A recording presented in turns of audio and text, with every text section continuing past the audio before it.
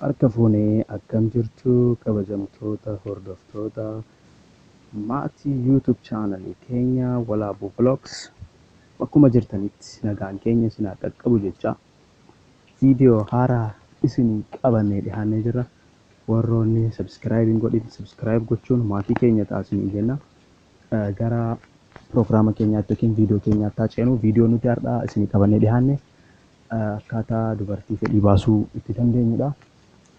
Akkuma yeroo hunda dubbannu yeroo quunnamtii saalaa dhiira kan gammachiisu yoo jiraate dubartiin inni waliin raawwatu yoo fedhii baateedha. Callisneetuma gola keessa rakkachuu irra karaawwan ittiin yeroo raawwannu kamuu jaalallee keenya itti gammachiisnu baruu murteessaadha. Tokkoffaa yaaduu dhiisuudha. Yeroo quunnamtii saalaa raawwachuuf deemu san ishii fedhii baasuuf akka nama deemu of lakkaa'uun hin barbaachisu. Sammuutti yaaduun dafnee akka gadi lakkifnu waan nu godhuuf dhiphachuun hin barbaachisuudha. Dibata ni barbaachisa lammaffaa irratti qaamni saalaa dubaraa yoo walquunnamtii saalaa dhangala'aa ni maddisiisa. Yeroo tokko tokko garuu xiqqaachuu yookiin goguu danda'a. Qaamni gogaa raawwachuun immoo fedhii ba'uun haa hafuuti. Waan dhukkubuuf walquunnamtii saalaatiif akka ishiin hin eeyyamne godha. Kanaaf dibata kanaaf barbaachisu bituudhaan qaama saalaa dhiiraatti dibuun kan ishiitti xiqqeessanii gubbatti dibuun raawwachuun gaariidha. Kan sadaffaa irratti argamu immoo dhungoodha. Walquunnamtii saalaa caala dubartiin dhungoo bareeda jaallatti.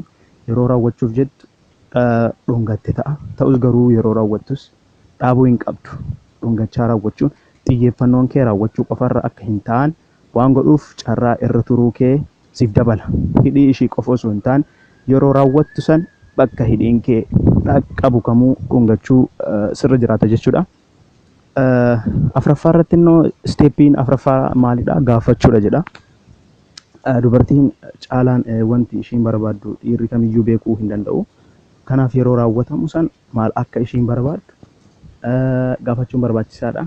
Eessa kee yoon siif tuqe wayyaa ariitiin koo dabalu moo xiqqeessu jechuun ispiidii kiyyaa hin xiqqeessa moo hin dabala jettee gaafattaa. Pozishinii akkamii siif wayyaa pozishinii akkamii jaallattaa fi kan kana fakkaatan gaafachuun walquunnamtii saalaa bareeda isin lachuu itti gammaddan raawwachuuf isin gargaara. Kana fakkaata viidiyoon keenya kanarraa. Warroonni maatii keenya hin ta'in hanga ammaatti subscribe gochuun maatii keenya ta'a jenna.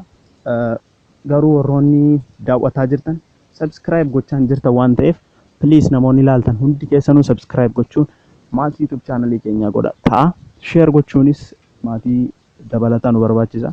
Share gochuunis namoota biraan qaqqabin biraan nuuf ga'a. Viidiyoo keenyas like godha. Viidiyoo itti aanuun hanga walitti deebinutti